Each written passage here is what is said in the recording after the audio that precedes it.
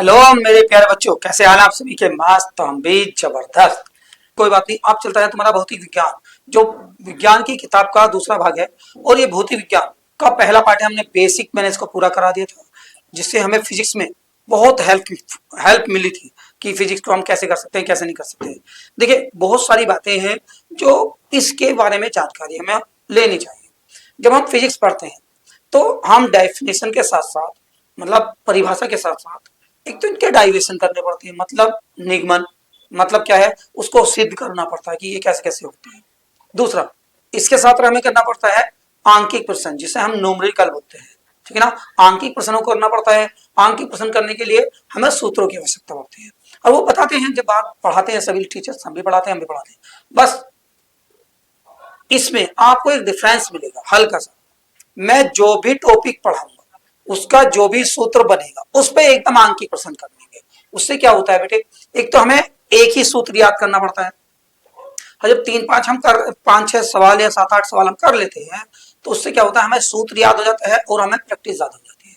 तो बस आपको आज एक स्पेशल तरीके से भौतिक विज्ञान पढ़ने को मिलेगा और एक स्पेशल ट्रिक देखने को मिलेगी, ताकि हमारा पूरा भौतिक विज्ञान बिल्कुल हमारी मुट्ठी में हो। अधिकतर अधिकतर क्या होगा, भौतिक विज्ञान की डेफिनेशन पढ़, मतलब हेडिंग देखते ही जो क्वेश्चन दिया जाएगा उससे ही आप पहचान पाओगे कि हमारा जो भौतिक विज्ञान है कितना, मतलब भौतिक विज्ञान की जो परिभाषा है वो किस प्रकार लिख सकते हैं। अगर हमने कुछ भी लिखा, सवाल कुछ भी आया, उसको पढ़ेंगे, पढ़ते ही हमारे दिमाग में उसके बारे में बातें घूमने लगेगी और उसको हम डिफाइन कर सकते हैं। तो आज इतने प्यार के साथ में इस वीडियो को अपलोड किया जा रहा है कि आप इससे बहुत बड़ा फायदा उठाएं। और जितने भी लोग आपसे जुड़े हैं, जितने भी आपके व्हाट्सएप ग्रुप हैं और जितने भी साथी आपसे छूटे हुए हैं, उनको जरूर जोड़ें, क्योंकि भौतिक विज्ञान रसायन विज्ञान से भी ज्यादा डर लगाता है। लेकिन मैं इसको आपके लिए आसान बना के रहूंगा, सबसे आसान, कि आपको आज लगेगा ही नहीं कि आपने भौतिक विज्ञान पढ़ा है। कहेंगे ऐसा तो बिल्कुल पढ़ सकते थे हम, अगर ऐसा ऐसा विज्ञान होता है तो हम कभी भी नहीं डरेंगे।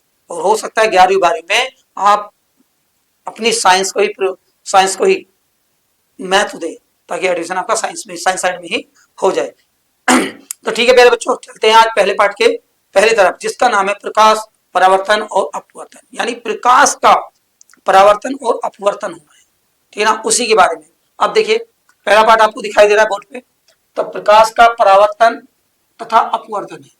तो प्रकाश का परावर्तन अपवर्तन तो बाद में जानने वाली बात है, पहले आती है प्रकाश।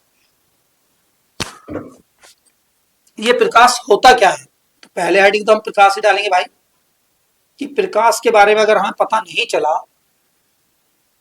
तो हम कैसे जान पाएंगे क्या कि प्रकाश का परावर्तन होगा कैसे। ठीक है ना।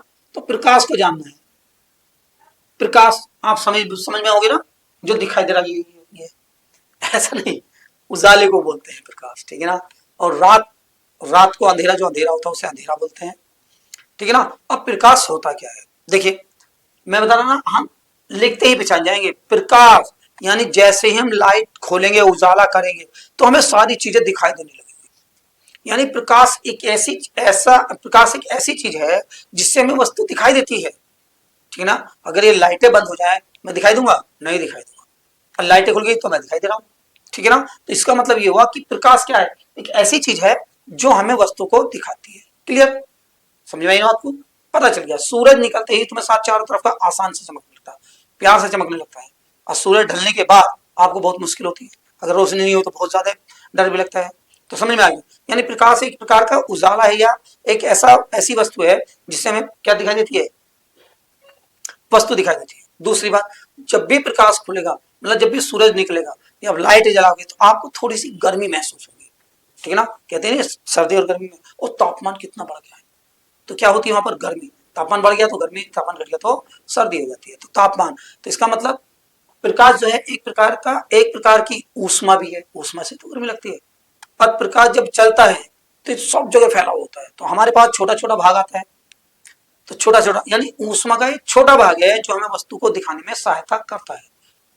बात तो बिल्कुल सही है आपकी कि प्रकाश ऊष्मा का छोटा भाग है जो हमें वस्तु को दिखाने में सहायता करता है। अगर एक बात सोचो, अगर हमारी आंखें ना हो और उजाला हो तब, प्रकाश हो तब वस्तु देख पाएंगे? नहीं देख पाएंगे। ठीक। अब यही वाली बात अगर रात में हो, बिल्कुल गुप्त अंधेरा हो और हमारी आंखें हो, प्रकाश ना हो, तब नहीं देख पाएंगे। तो क्या हुआ, यानी प्रकाश और आंख का कुछ ना कुछ संबंध है। समझ गए मेरा बच्चे, पता चला ना प्रकाश का हमारी आंख का संबंध है। प्रकाश क्या है, एक ऐसी चीज है जो वस्तु को दिखाती है हमें, लेकिन वस्तु को देखती हमारी आंखें हैं। इसका मतलब ये हुआ कि हमारे आंख को ये सूचना देता है कि जब हम उजाले में देखते हैं कि ये ओह ये तो बोर्ड है, ये कैमरा है, ये मार्कर है, ओह ये देखो मेरे प्यारे बच्चे हैं जो पढ़ रहे हैं, तो जब हमें ये दिखाई दे रहा है तो हमारी आंखें सूचित कर रही हैं, हमारी आंखें सूचित कर रही है हमारे दिमाग को, और हमारी आंख को सूचित कर रहा है ये प्रकाश, क्योंकि अंधेरा होता तो हमारी आंख को सूचना नहीं मिलती। ठीक है ना, तो इसका मतलब ये हुआ प्रकाश ऊष्मा का एक छोटा विकिरण है जो हमारी आंख को सूचना देता है कि ये वस्तु है। तो इसका मतलब अब समझ गए आप, प्रकाश ऊष्मा का एक छोटा सा भाग है, ये एक छोटे छोटे कणों के रूप में चलता है जो हमारी आंख को सूचना देता है, और सूचना देने को बैठते बैठे संवेदित करना, संवेदित करना, क्लियर, संवेदित करना। यानी प्रकाश एक छोटा ऊष्मा का छोटा भाग है जो क्या करता है, हमारी आंख को संवेदित करता है कि कोई वस्तु है, संवेदित करता है जिससे हमें वस्तु दिखाई देने लगती है, उसी को हम क्या बोलते हैं बेटे, प्रकाश बोलते हैं। तो देखो अब समझ में आ गया आपके ना, आ गया। तो देखो इसी बात को लिखेंगे, ऊष्मा का वह विकिरण, ऊष्मा का वह विकिरण जो हमारी आंख को संवेदित करते हैं, जो हमारी आंख को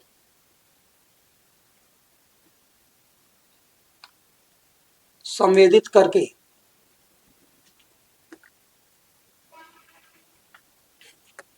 वस्तु को दिखाने में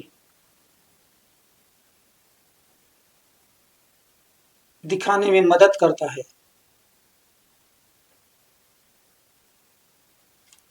प्रकाश कहलाता है।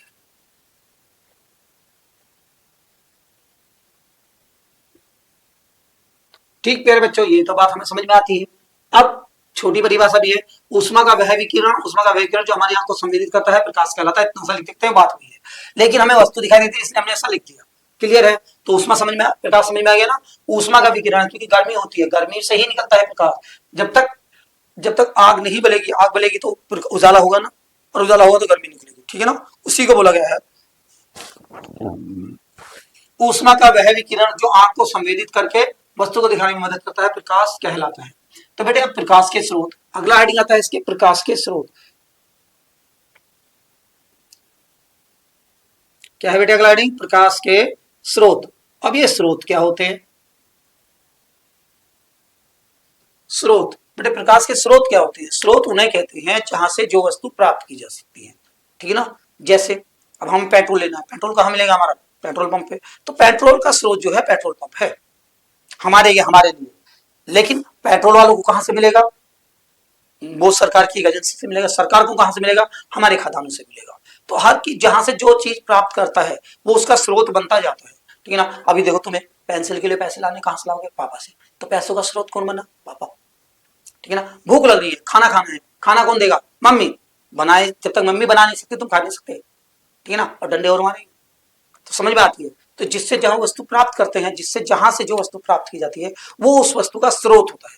तो प्रकाश के स्रोत, यानी प्रकाश हमें कहां से प्राप्त होता है, प्रकाश बताओ कहां से प्राप्त होता है, पता है सूरज से प्राप्त होता है, ठीक है। बल्ब से प्राप्त नहीं होता, हाँ होता है।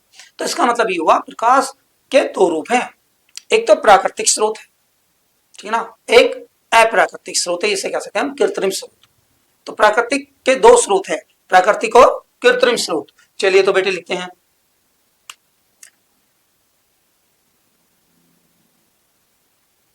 लिखिए प्रकाश के दो स्रोत हैं,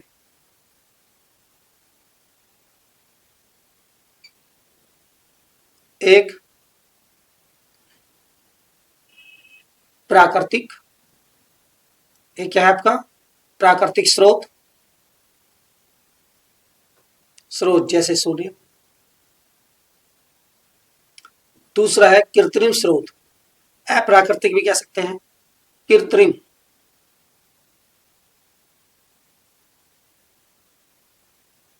स्रोत मानव के द्वारा जो भी चीज बनाई गई है उन सभी को कृत्रिम स्रोत में रख सकते हैं, मोमबत्ती, दीपक, बल्ब वगैरह सब चीजों को रख सकते हैं, ठीक है ना। तो प्राकृतिक प्रकाश के दो स्रोत हैं, एक प्राकृतिक स्रोत है, एक कृत्रिम स्रोत है। दूसरी बात यह है प्रकाश के भी दो स्रोत हैं, सॉरी प्रकाश के स्रोतों के भी दो भागों में बांटा गया, दीप्त प्रकाश और अदीप्त प्रकाश। ठीक है ना, तो यहां पर लिख सकते हैं हम प्रकाश के स्रोत को दो रूपों में व्यक्त किया गया है।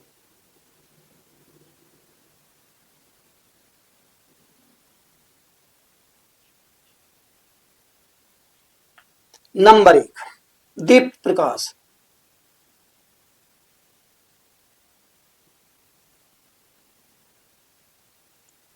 ठीक है ना, दीप्त प्रकाश, दीप्त से पता चलता है चमकने वाला, दीप्त का मतलब हो गया चमकने वाला, जिस चमकने वाले से प्रकाश उत्पन्न होता है, और जो चमक रहा है वो खुद पे खुद चमके, उससे ही प्रकाश उत्पन्न होगा।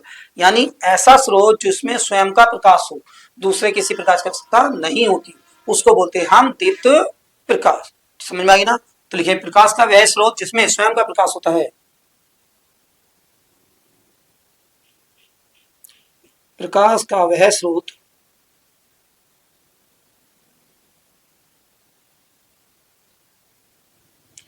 जिसमें स्वयं का प्रकाश का वह स्रोत जिसमें स्वयं का प्रकाश होता है।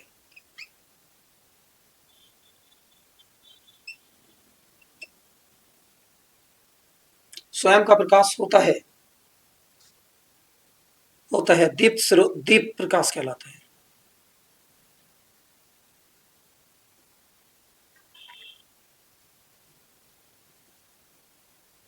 ठीक है ना, दूसरा होता है अदीप्त प्रकाश।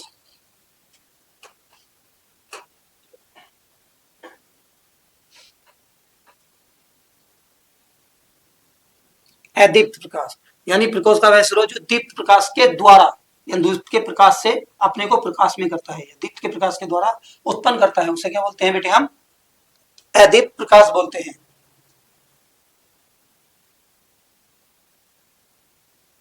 तो देखो इसे भी बिल्कुल सेम ये रेफरेंस लिख सकते हैं हम, प्रकाश का वह स्रोत, प्रकाश का वह स्रोत जिसमें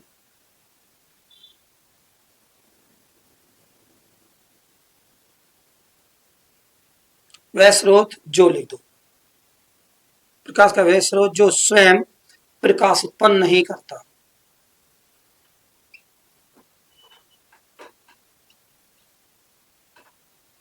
नहीं करता, किससे करता है, नहीं करता, बल्कि दीप्त वस्तुओं के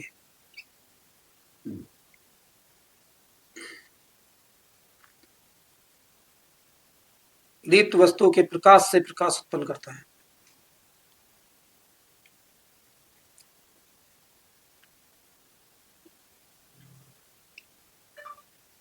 ठीक है ना, उत्पन्न करता है। तो बेटे यहाँ पर तो आ जाएगा सूर्य, यहाँ पर चंद्रमा भी आ सकता है, चंद्रमा है, कांच है, हीरा है। जब तक प्रकाश सूरज का पड़ेगा तब तक वो चमक जाएगा, और जब सूरज का प्रकाश खत्म हो जाएगा, जब वो दिखना बंद हो जाएगा। तो इसका मतलब ये रहा, आज हमें प्रकाश के बारे में आज थोड़ी सी जानकारी मिली। तो देखो प्रकाश आप समझ गए हैं, प्रकाश के स्रोत भी समझ गए हैं, प्रकाश के स्रोत के जो दीप्त और अदीप्त थे वो भी आपको क्लियर हो गए हैं। अब चलते हैं प्रकाश के गुण, कि प्रकाश में क्या क्या गुण उत्पन्न हैं।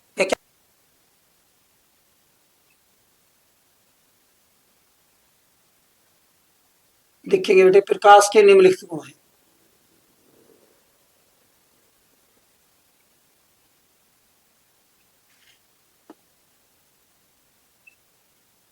निम्नलिखित गुण है। नंबर एक, अब देखते हैं प्रकाश। प्रकाश तो समझ गया एक प्रकार का उजाला होता है, लेकिन आप क्या प्रकाश को देख सकते हैं, नहीं देख सकते। जब भी आप देखोगे कोई ना कोई वस्तु दिखाई देगी, कुछ भी दिखाई दे, वस्तु दिखाई देगी, प्रकाश नहीं दिखाई देगा। क्लियर है, यानी प्रकाश अदृश्य है, गायब वाला। ठीक है ना, प्रकाश अदृश्य है, प्रकाश स्वयं अदृश्य होता है लेकिन वस्तु को दिखाने में मदद करता है। तो पहला तो गुण यही हो गया कि प्रकाश स्वयं अदृश्य है, प्रकाश स्वयं अदृश्य है, अदृश्य माने दिखाई ना देने वाला बेटे, प्रकाश स्वयं अदृश्य है, बल्कि वस्तु को, जबकि वस्तु को दिखाने में मदद करता है, ऐसे लिखो।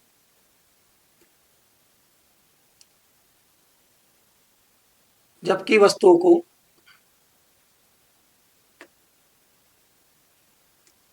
दिखाने में मदद करता है।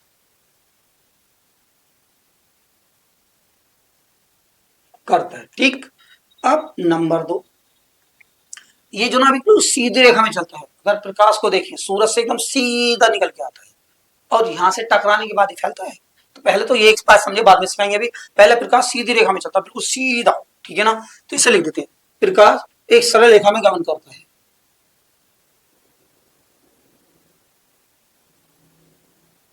प्रकाश एक सरल रेखा में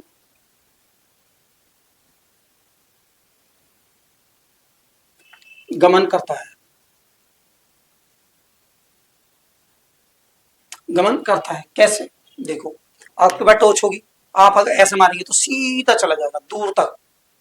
अगर खाली जगह है तो देखो बिल्कुल दूर तक चला जाएगा। लेकिन जैसे ही आपके हाथ आ जाए, उसके आगे कोई वस्तु आ जाए, एकदम उस पर रुक के उसे चमका देगा, बाकी पीछे का उसकी परछाई बना देगा, ठीक है ना। तो इसका मतलब होगा बिल्कुल सीधा रेखा चलेगा। और जब आप अगर आप टॉर्च भी आपके हाथ पे मारोगे ऐसे, तो प्रकाश इससे टकराएगा तो इधर को फैलेगा, इधर को फैलेगा, फिर दोनों चारों तरफ को निगाह चारों दिशाओं में फैलना शुरू हो जाएगा। सीधा नहीं जाएगा फिर चारों दिशा में, लेकिन हाथ हटा देगा वो सीधा चलने शुरू हो जाएगा। तो इसका मतलब है प्रकाश सीधी रेखा में चलता है जब तक उसमें कोई परिवर्तन, उसकी पथ में कोई परिवर्तन ना हो। ठीक, दूसरा, तीसरा बेटे, प्रकाश हमेशा निर्वात में चलता है। निर्वात कहते हैं खाली स्थान को, जहां पर कुछ भी ना हो, खाली स्थान में चलता है, ठीक है ना। आप कहेंगे सर जी हम, हाँ, अगर हम हैं, बेड है वगैरह कुछ, बिल्कुल सही बात है। अगर बेड है, आप उस पर ऊपर से प्रकाश डालें तो देखना उसके नीचे नीचे नहीं जाएगा, वो जो दूसरी चीजें परावर्तन के द्वारा दिखाई देगी, मतलब अदीप्त वाली वस्तु के द्वारा। तो फिर वो बेड तो चमकेगा, लेकिन उसके नीचे परछाई बन जाएगी। आप पे मारे तो आपके सीधे को मारेंगे तो पीछे वाले में प्रकाश नहीं पहुंचेगा, बल्कि क्या बनेगी, इसकी परछाई। यहां से ये जो निकलता है चारों तरफ को, उसके उससे वो दिखाई देगा हल्का फुल्का, ठीक है ना। तो प्रकाश हमेशा एक निर्वात में चलता है, खाली स्थान में, बहुत सीधा। तो लिखेंगे प्रकाश निर्वात में गमन करता है। प्रकाश निर्वात में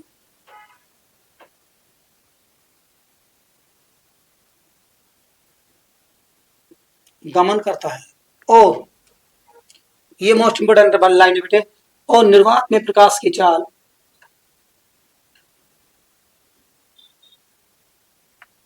प्रकाश की चाल 3 × 10⁸ मीटर प्रति सेकंड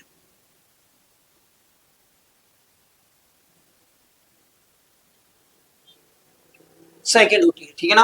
आपको ये बहुत ज्यादा क्वेश्चन में आता है, हर जगह आता है, हर कोई पूछता भी है, जी के अगर सवाल भी है और अगर कंपटीशन का सवाल भी है। तो निर्वात में चलता है और इसकी चाल कितनी होती है, 3 × 10⁸ मीटर प्रति सेकंड, यानी एक सेकंड में 3 के आगे 8 जीरो लगा दो, इतनी दूर चलता है एक सेकंड। अब बात आती है, यहाँ पर एक क्वेश्चन उठता है, क्या प्रकाश किसी माध्यम में चलेगा? माध्यम किसे कहते हैं? जहां पर जो भी हम वातावरण बना ले वो भी हमारा माध्यम कहलाता है।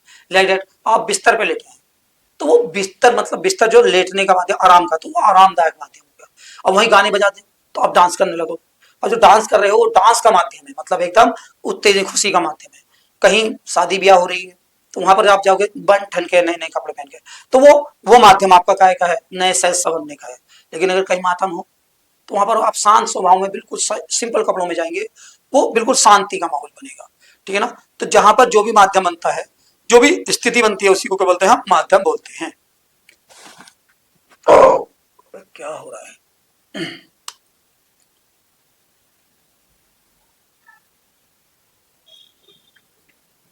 ठीक, अब दूसरी बात, जब प्रकाश एक माध्यम से दूसरे माध्यम में प्रवेश करता है तो वो पथ से विचलित हो जाता है। मतलब ये बात समझने वाली बात है। अभी सपोज करो आप कि आप किसी की शादी में हैं और शादी में डांस, मतलब डीजे बज रहा है और आप डांस कर रहे हैं, और आपको तभी खबर मिले कि आपके दोस्त का एक्सीडेंट हो गया। ऐसा नहीं होना चाहिए, भगवान ना करे। ऐसे लाइक एग्जाम्पल है, मतलब बिल्कुल मैं वो भावना नहीं कर रहा, समझाने के माध्यम से कह रहा हूँ कि आपको तभी एकदम सूचना मिलती है कि हमारे दोस्त का किसी का एक्सीडेंट हो गया, लाइक दैट। अब जैसी सूचना मिली, अब डांस करते एकदम छूट जाएंगे, बिल्कुल बहुत एकदम सोक्ड, और एकदम हम दूसरी स्थिति में आएंगे, चलो चलो जल्दी से, मतलब होपलेस हो जाएंगे। तो देखिए, पहले खुशी का माहौल था एकदम, दूसरी दूसरी बात सुनिए, दूसरी स्थिति में हम पहुंच गए। तो प्रकाश भी यही काम करते हैं। जब प्रकाश एक स्थिति से दूसरी स्थिति में जाता है तो अपने मार्ग से वो विचलित हो जाता है। यहाँ तो इधर को जाएगा या इधर को जाएगा, उधर को जाएगा उधर को जाएगा, मतलब विचलित हो जाएगा अपने मार्ग से। तो इसी बात को लिखना बेटे, जब जब प्रकाश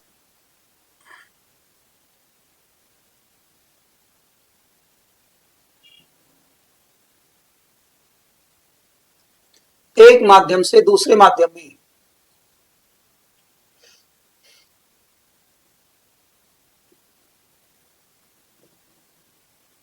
एक माध्यम से दूसरे माध्यम में बेटे क्या करता है, प्रवेश करता है या पहुंचता है, प्रवेश करता है।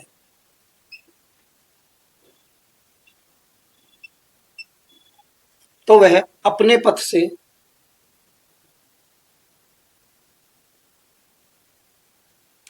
से विचलित हो जाता है।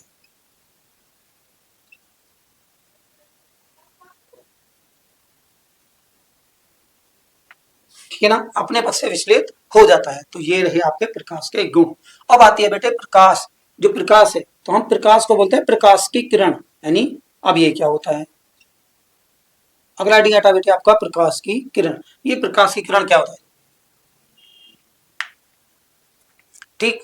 अब कैसे लिखा जाए, देखिए अगर कोई हम माध्यम बनाए और प्रकाश इधर को निकले, ठीक है ना, तो जैसे ही हम टॉर्च मारेंगे, लाइट तो आप मानो एक काली पन्नी है और उसमें सफेद बीच में एक सुराख है, ठीक है ना, और जैसे टॉर्च मारोगे तो उसमें एक बिल्कुल सीधी रेखा में चलता रहेगा।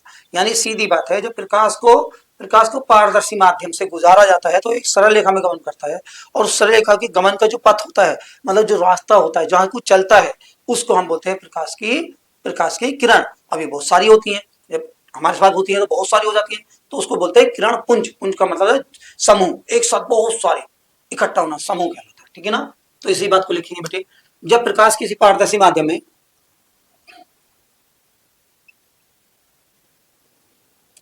जब प्रकाश किसी पारदर्शी माध्यम में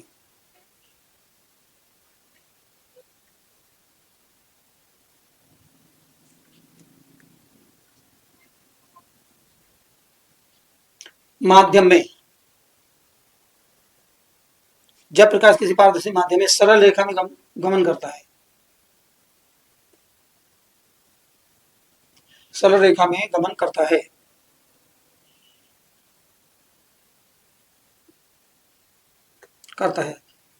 तो प्रकाश के इस पथ को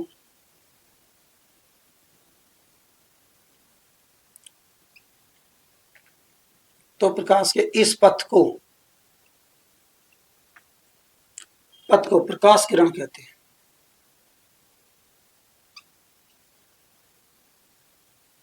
प्रकाश किरण कहते हैं। अब ये तो होगी। अब बहुत सारी क्या चीजें मिलेगी, प्रकाश की बहुत सारी किरणें एक साथ मिल जाएंगी, प्रकाश किरण कहते हैं। अतः यहां नीचे लिख सकते हैं बेटे, प्रकाश की किरणों के समूह को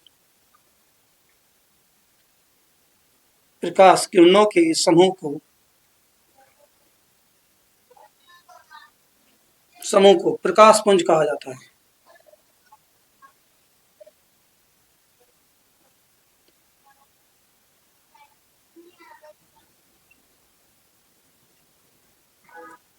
प्रकाश पुंज कहा जाता है। अब प्रकाश पुंज कितना होता है बेटे, प्रकाश पुंज 3 प्रकार का होता है।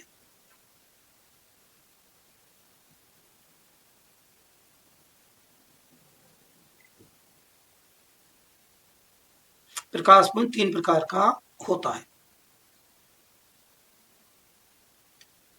ठीक है मेरे बच्चों। तो देखो प्रकाश के बारे में आप सामने बहुत सारी चीजें पढ़ी हैं, और आज ये आपको एक नोट्स भी मैंने बताया था, हमारे YouTube चैनल पर आपको एक नोट्स भी बिल्कुल प्रोवाइड किया जाता है, हैंड रिटन नोट्स है, देख लो। अगर आप इसको देखते हैं तो कितना प्यारा है। तो ये तो अच्छी बात है कि आपको यहाँ पर देखने को मिलता है, तो इसका स्क्रीनशॉट लें और अपना नोट्स अपने हाथ से बनाएं तो बहुत ही प्यारा लगेगा ना।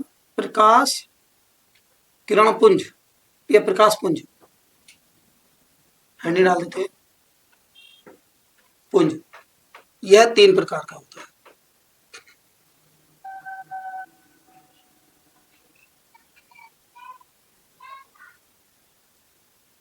3 प्रकार का होता है। नंबर 1 अभिसारी प्रकाश पुंज।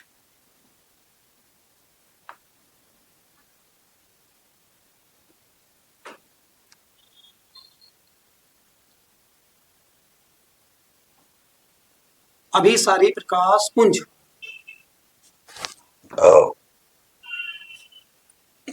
अभिसारी प्रकाश पुंज। अब ये क्या होता है बेटे, जब बहुत सारी प्रकाश की किरणें कहीं से भी आ रही हो और वो एक स्थान पर आके मिल जाए, कहीं से भी आ रही हो वो एक स्थान पर आकर मिल जाती हैं। क्या हो रहा है यार, गैस बहुत बन रही है 3-4 दिन से। क्या बता रहा हूं मैं, प्रकाश की जो बहुत सारी किरणें हैं वो एक बिंदु पर आकर मिल जाती हैं, उसको क्या बोलते हैं हम, अभिसारी प्रकाश किरण पुंज, ठीक है ना। अब कैसे, अभी पूरा मकान बना हुआ है और उस पर लाइट चारों तरफ से पड़ रही है और आप छेद कर दें तो प्रकाश की किरणें उस छेद में को बहुत सारी आपके पास आएंगी और पूरा उजाला फैला देंगे, ठीक है ना। एकदम प्रकाश का बहुत सारी किरणें एक समय आएंगी, वो कहलाता है आपका अभिसारी अभिसारी प्रकाश पुंज। तो देखो, यानी जब प्रकाश, यहां लिख सकते हैं हम, हाँ बिल्कुल ऐसा,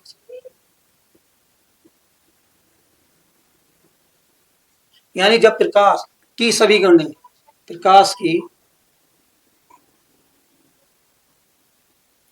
सभी किरणें एक ही बिंदु पर आकर मिलती हैं, किरणें एक ही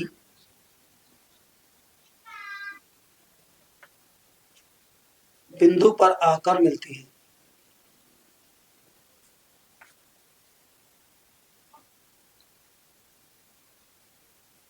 बिंदु पर आकर मिलती हैं, उसे अभिसारी प्रकाश पुंज कहा जाता है।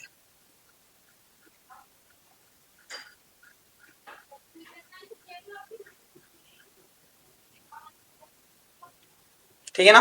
अब नंबर 2 अभिसारी, सॉरी इसका चित्र बना दें, अगर बहुत सारे कहेंगे, अगर यहाँ पर ये ओ बिंदु है और ये प्रकाश की ये किरण आई, इस पे मिल गई, यहां से फेंकी आपने, इस पे मिल गई, और ये यहां पर आई, इस पर मिल गई, ठीक है ना।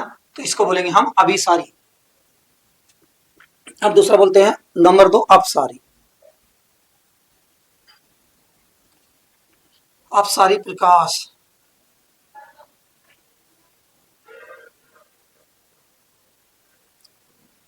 प्रकाश पुंज। अब इसे क्या कहते हैं, बिल्कुल इसका उल्टा, यानी जब प्रकाश की सभी किरणें एक बिंदु से आती हुई प्रतीत हो, एक बिंदु से उल्टा, मतलब इससे इधर को आती हुई प्रतीत हो, उसे क्या बोलते हैं हम, अभिसारी।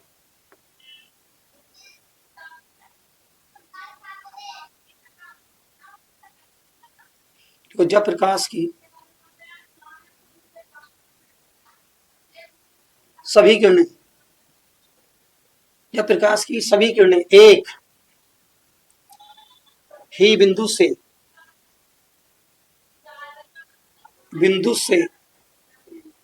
प्रकाश की सभी किरणें एक ही बिंदु से आती हुई प्रतीत होती है,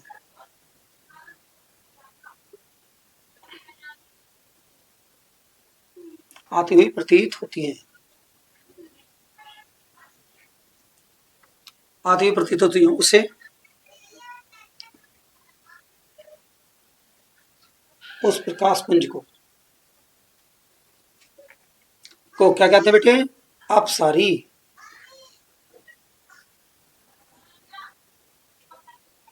अपसारी प्रकाश पुंज कहते हैं।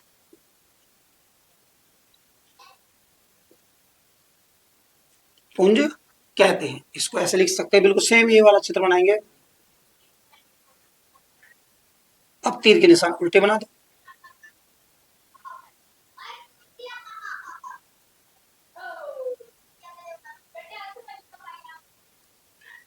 ठीक। इस प्रकार रहा आपका। और तीसरा, हाँ ये 3 प्रकार क्यों ना, तीसरा भी तो है, तीसरा बेटे समांतर समांतर प्रकाश पुंज। समांतर प्रकाश पुंज मतलब यह है कि जब सभी प्रकाश की सभी किरणें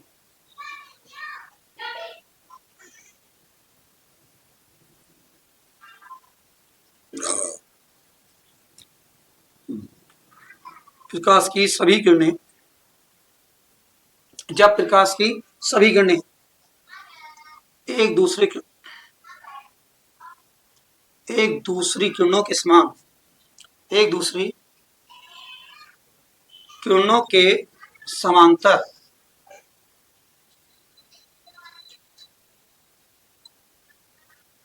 चलती है, उसे बोलते हैं बेटे, उसे समांतर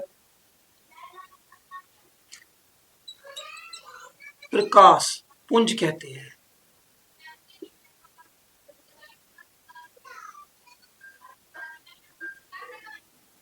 प्रकाश पुंज कहते हैं, ठीक है ना बेटे। कैसे, जब एक तो लाइन ये चली, एक इसके ऊपर चले और एक इसके ऊपर चले, यानी समांतर कहते हैं बेटे, हमेशा समांतर किसे कहते हैं, जब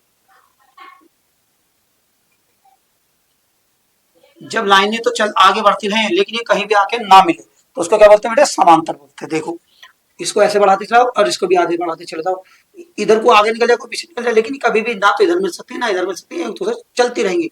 तो इन दोनों को क्या बोलेंगे बेटा, समांतर। ठीक है ना, तो यही वाली किरणें हैं, वो समांतर प्रकाशपुंज कहते हैं।